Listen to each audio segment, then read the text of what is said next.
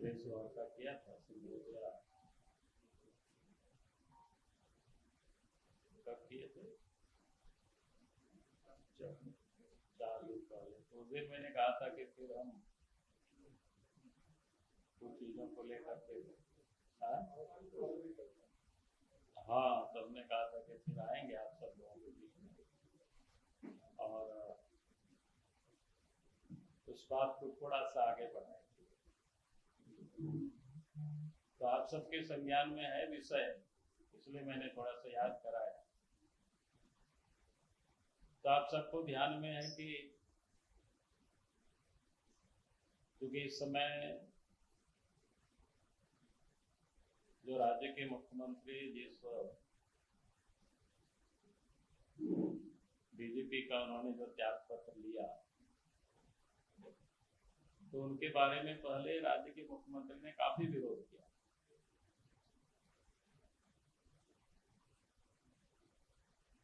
और विरोध ही नहीं किया, बल्कि जब वो राज्य के मुख्यमंत्री बने तो 2 वर्षों तक उनको निलंबित भी रखा, सस्पेंड भी रखा। और जब उनका सस्पेंशन समाप्त किया तो आप सबने देखा कि उनको झारखंड के डीजी पुलिस बनाया, यानी कायदे कानून को ताक में रख करके उनको डीजी पुलिस बनाया। और इतना ही नहीं, जब उनका सेवा काल भी समाप्त हो गया तब भी उनको बनाए रखा, जबकि भारत सरकार का जो पत्र था 30 अप्रैल उनकी सेवा समाप्त हो गई, लेकिन उसका उन्होंने अनुपालन नहीं किया और उसके बाद भी उनको बनाए रखा। उस समय भी हमने इन सारे मुद्दों को लेकर के काफी विषय को उठाया था, और उसके बाद वो काम करते रहा। उस समय भी क्या क्या घटनाएं हुई, उस समय भी हम उठाते रहे बातों को। अगर कुछ दिन पहले आप सबने देखा कि अचानक से उनको हटाया, तो स्वाभाविक रूप से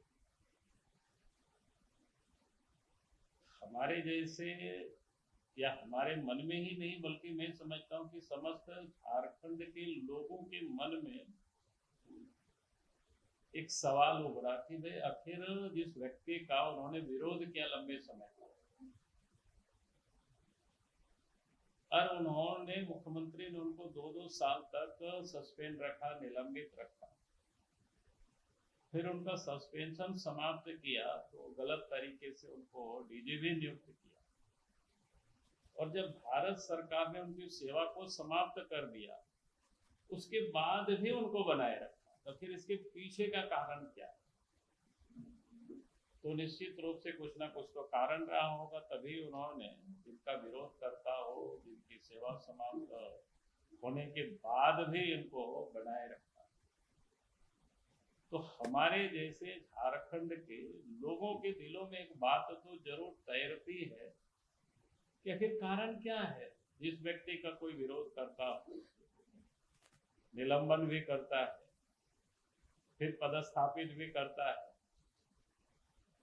और उनके कामों को पदस्थापित नहीं बल्कि एक्सटेंशन भी कर रहा है, और फिर उनसे रिजाइन भी ले रहा है,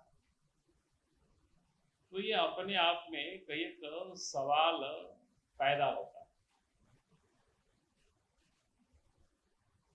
तो जितना कुछ भी जानकारी प्राप्त करने की मैंने कोशिश की, तो उससे लगा कि एक प्रकार से अगर हम कहें तो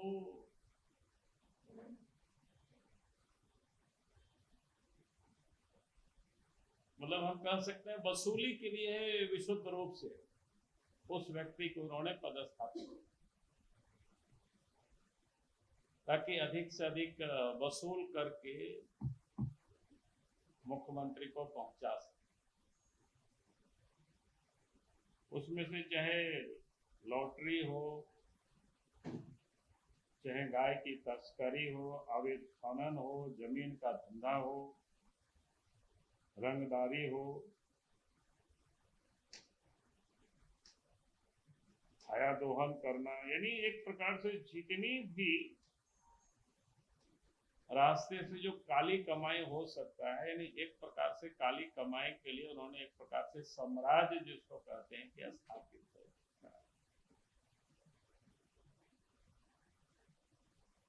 क्योंकि उस काम में भी हमने पहले कई एक विषय को कहा था कि भाई कई लोगों को फिर उन्होंने लगाया, जिसका आप सब लोग देखते होंगे।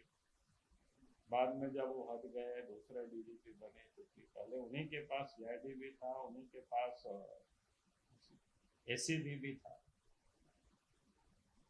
अब जिन लोग उनके जो कलेक्शन मास्टर थे, कलेक्टर जिसको कह सकते हैं, उनके लिए आजकल तो हम देख रहे हैं अखबारों में भी उनके ऊपर से एफआईआर हुआ, जांच पड़ताल चल रहा है, कोई इंस्पेक्टर जनरल। ऐसे कई लोग थे, रंजीत राणा थे, बिचौलिया कोई मनीष गुप्ता, हरियाणा के कोई किसान, ऐसे जैसे लोगों ने जो अवैध धंधा का जिसको कहते हैं कारोबार लोगों ने संभाला।